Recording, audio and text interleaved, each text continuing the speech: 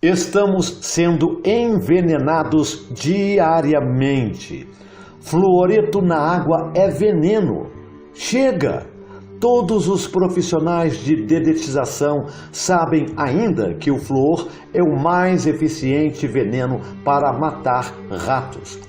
Isto mesmo, um veneno de ratos. É um total e completo absurdo colocar um veneno de ratos nos suprimentos de água da população. Incrível! Pesquisas subsequentes continuaram mostrando que, mesmo em pequenas quantidades, o flúor não apenas aumenta os níveis de alumínio no cérebro, calcificando ainda mais a glândula pineal, como interfere sobre o hipocampo, região relacionada com a coordenação do funcionamento das outras partes do cérebro, memória, tomada de iniciativa, etc. Acontece que qualquer dano no hipocampo diminui a vontade, a capacidade de decisão, de contestação, etc.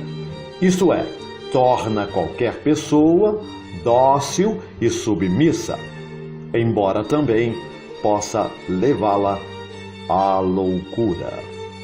O flúor é um veneno altamente prejudicial à saúde, causador de inúmeros males e doenças, como os seguintes: câncer nos ossos, câncer na tireoide, artrite, osteoporose, diversos outros tipos de câncer, alergias diversas, reações autoimunes do sistema imunológico, fluorose nos dentes, fraturas nos ossos, perda de cálcio pelo organismo, diabetes, hipoglicemia, problemas neurológicos gravíssimos, insuficiência renal, alterações no DNA, alterações nas funções dos espermatozoides, redução da inteligência, QI, problemas no sono, fadiga, aumento de peso, dores musculares, aumento de colesterol, doenças cardíacas, rugas na pele, perda da memória. O verdadeiro propósito na água fluorada e nas pastas de dentes não é beneficiar os dentes das crianças, mas reduzir a resistência de todos à dominação, controle e perda da liberdade. Por isso, não receio afirmar que qualquer pessoa que beba água artificialmente fluorada por um período de 1 ano ou mais jamais voltará a ser mental ou fisicamente a mesma. E talvez você não saiba, mas o flúor é um lixo industrial, um resíduo das indústrias de alumínio, um lixo industrial que é adicionado na água da população. Adicionar flúor à água é um crime cometido pelos governos contra a população. Mais do que isto, é um assassinato público em grande escala. Em diversos países, como praticamente toda a Europa, é proibida completamente a adição de flúor na água. A população desses países saiu às ruas em enormes passeatas e tamanha pressão surtiu um efeito imediato, levando os governos destes países a decretar a proibição do flúor. E você que achou que o preço da gasolina era o nosso maior problema, né? Porque isto é importante. Provavelmente você ficaria muito alarmado se lhe dissessem que, sem o seu conhecimento, administram regularmente medicamentos com uma substância mais venenosa que o chumbo, que pode causar fragilidade óssea e câncer, entre uma série de outras doenças, e que é o componente principal das drogas que alteram o cérebro. Isso é o que alguns médicos qualificados e conselheiros de saúde dizem que ocorre a milhões de pessoas no mundo inteiro. O cloro e o flúor na água potável. A maioria de nós conhece o flúor como preventivo das cáries. Por isso, foi acrescentado à maioria dos dentifrícios, supostamente para reduzir as visitas ao dentista do aspecto muito ameaçador. Foi provado que o flúor pode endurecer a superfície dos dentes. Porém, também se trata de um elemento altamente tóxico, relacionado com um grande número de doenças físicas e mentais. Estudos publicados recentemente demonstram que a metade do flúor, ácido hexafluorsilícico, que se acrescenta na água potável do Reino Unido, pode produzir danos genéticos. Desde a Segunda Guerra Mundial, não se realizou nenhuma pesquisa sobre os efeitos potencialmente letais do flúor. Contudo, vários cientistas, entre eles o Dr. Hans Muhlenburg, um dos principais ativistas da campanha anti-flúor dos Países Baixos, estão convencidos de que em muitos países da Europa Ocidental se está reforçando um perigoso e sinistro esquema de medicação massificada que foi usado na Alemanha nazista. A morte por doenças, inanição e extrema brutalidade era algo cotidiano, e isso era complementado com o emprego de drogas e produtos químicos. Os cientistas nazistas, desejando manter um clima de temor, tinham encontrado um método simples de controlar o comportamento dos prisioneiros dos campos. Os nazistas ministraram flúor na água dos campos de concentração, que agiu como sedativo, apaziguando os prisioneiros. Apesar desse precedente, o uso da água fluorada ainda é promovido em diversos países, como o Brasil. O flúor também é empregado como componente ativo de poderosos tranquilizantes. Descobriu-se que repetidas doses em quantidades muito pequenas de flúor afetam o cérebro, envenenando e narcotizando lentamente as pessoas e tornando-as submissas. Ansiosos em explorar o efeito do flúor, os comandantes dos campos alemães o acrescentaram ao abastecimento d'água. Os efeitos da água fluorada impressionaram fortemente os serviços de inteligência. Consideraram que a água fluorada era o meio ideal para controlar as populações depois de seus países terem sido invadidos. Antecipando-se à vitória, a fábrica alemã de produtos químicos IG Farben, instalada em Frankfurt, foi a encarregada da produção massificada de flúor, destinado aos campos de concentração e a outros futuros usos possíveis.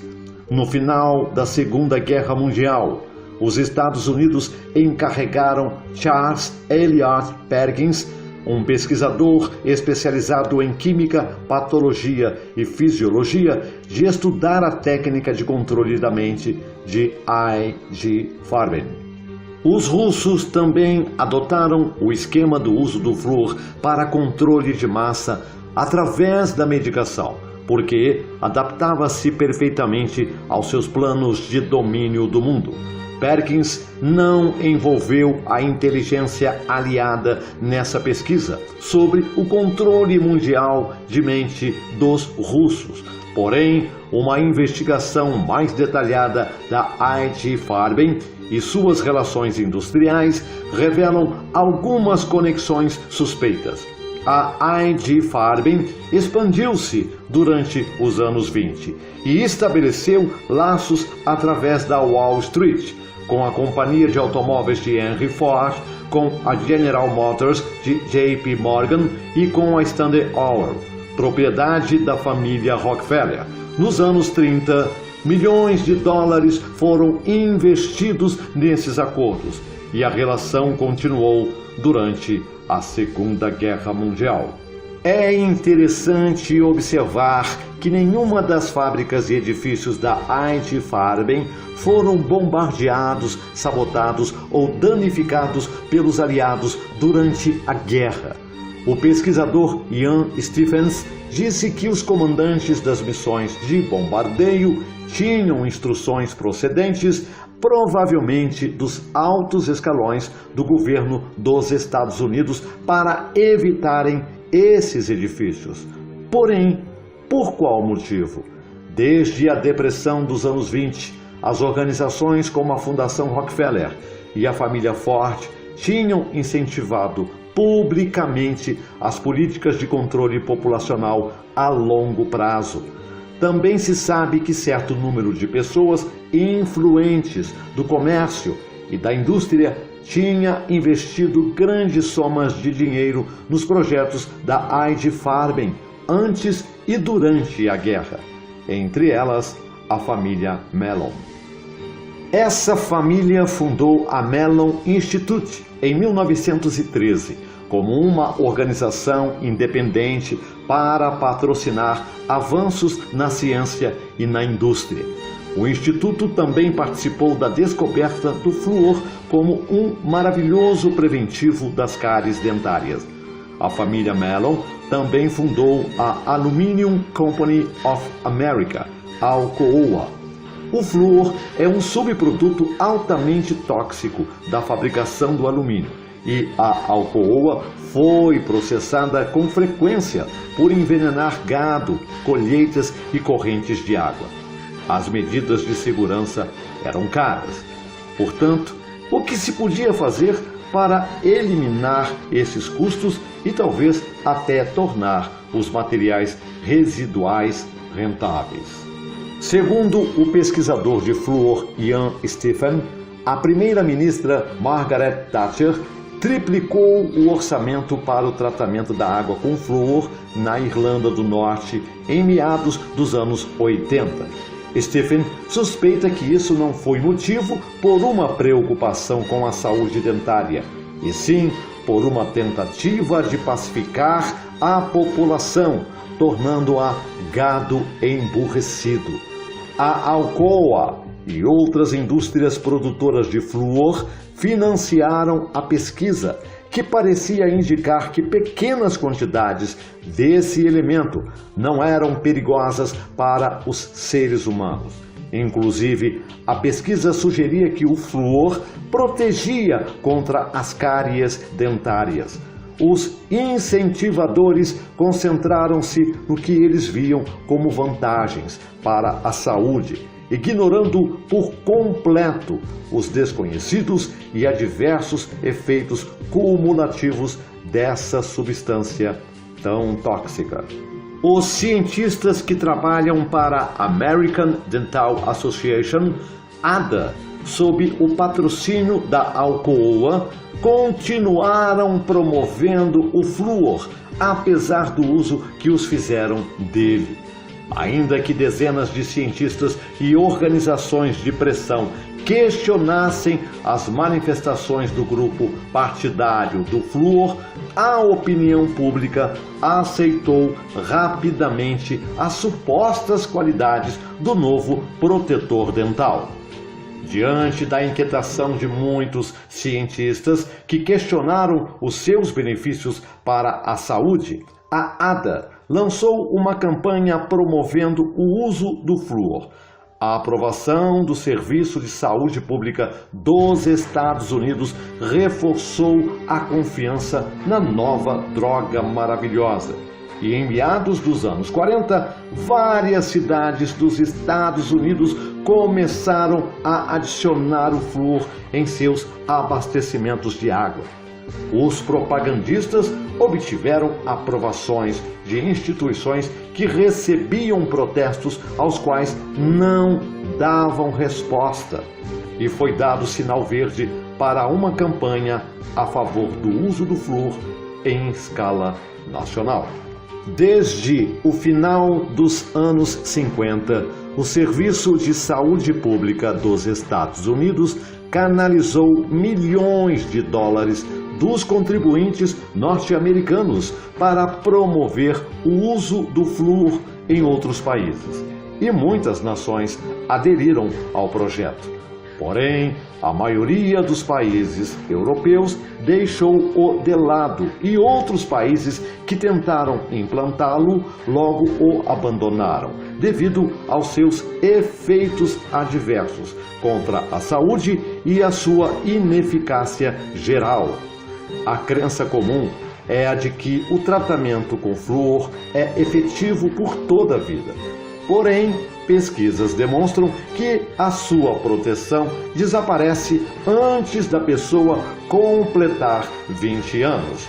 De fato, muitos especialistas afirmam que não existem provas de que o flúor seja benéfico para os dentes, causando grande perturbação no Instituto Nacional de Pesquisa Dental dos Estados Unidos.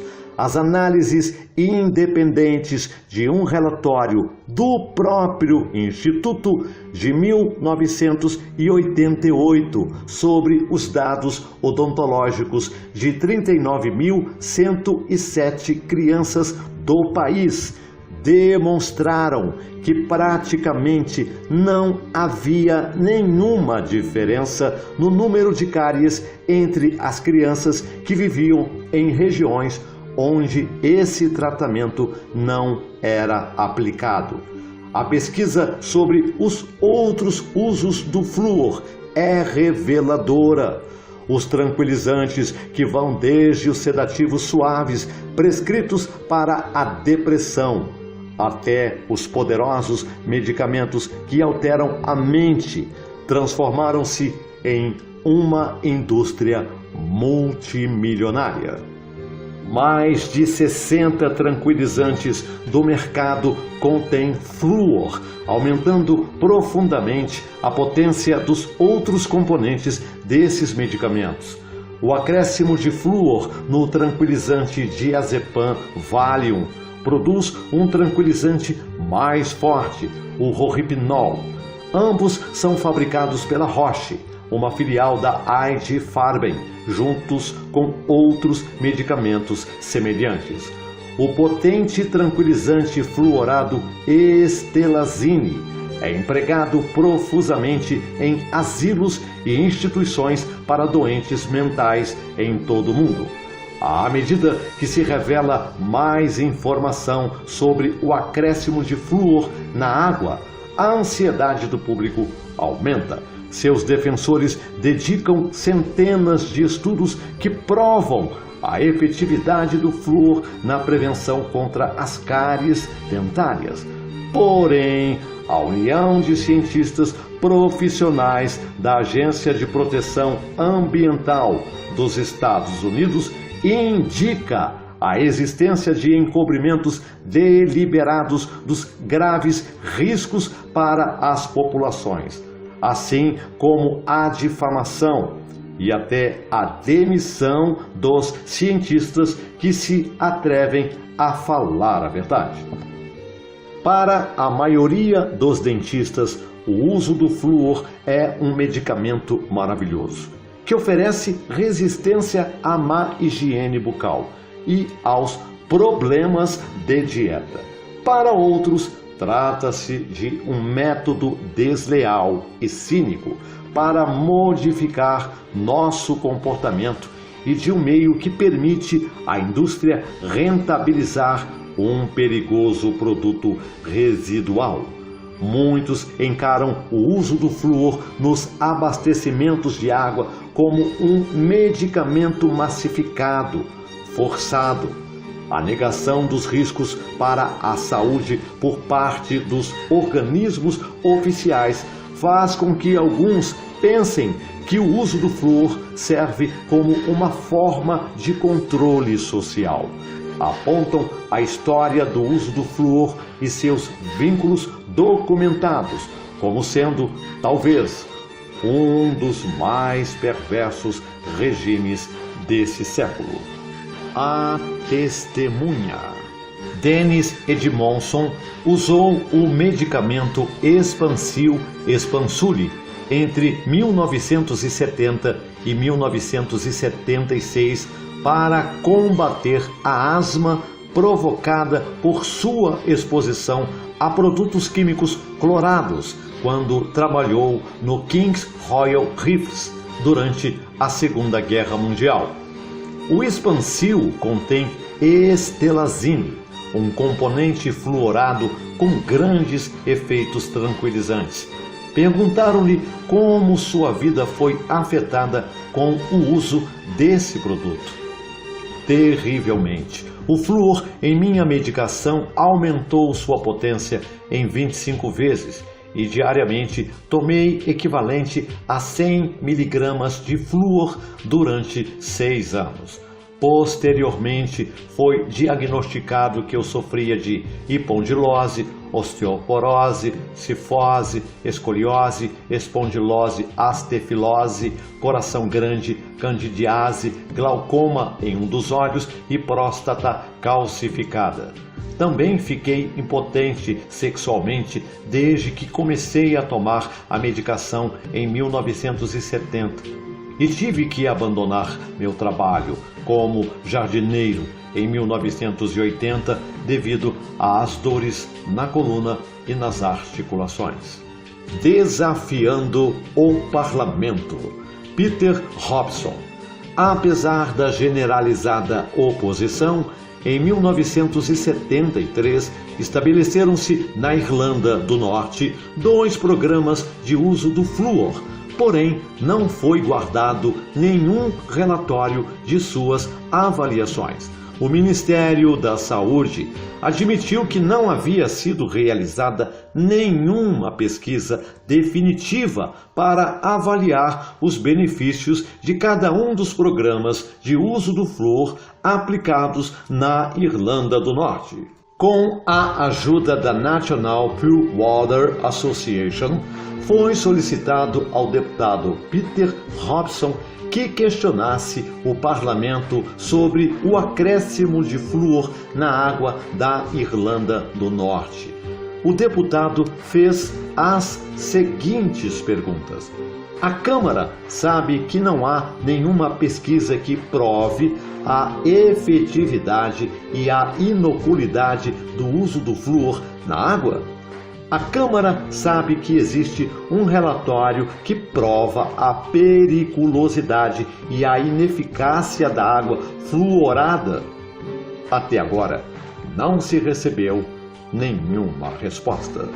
Reconhecimento oficial. Em novembro de 1996, Kevin Isaacs, de 10 anos, obteve uma indenização de 1.000 libras do fabricante de dentifrícios Colgate-Palmolive. Foi diagnosticado fluorose dental em Kevin, um sinal evidente de uma superexposição ao flúor. Os dentes fluoríticos ficaram furados e manchados e podem cariar-se além de ficarem quebradiços. Durante os últimos 5 anos, mais de 300 famílias processaram os fabricantes de produtos fluorados. Apesar das angustiantes provas, a British Medical Association, BMA, mostra-se inflexível em relação à ideia de que a adição de flúor na água e nos produtos dentários não é nociva.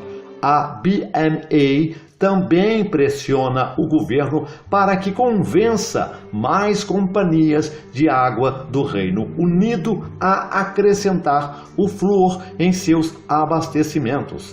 Essa política contrasta com a polêmica entre os médicos que continuam divididos sobre os benefícios do uso do flúor na água potável.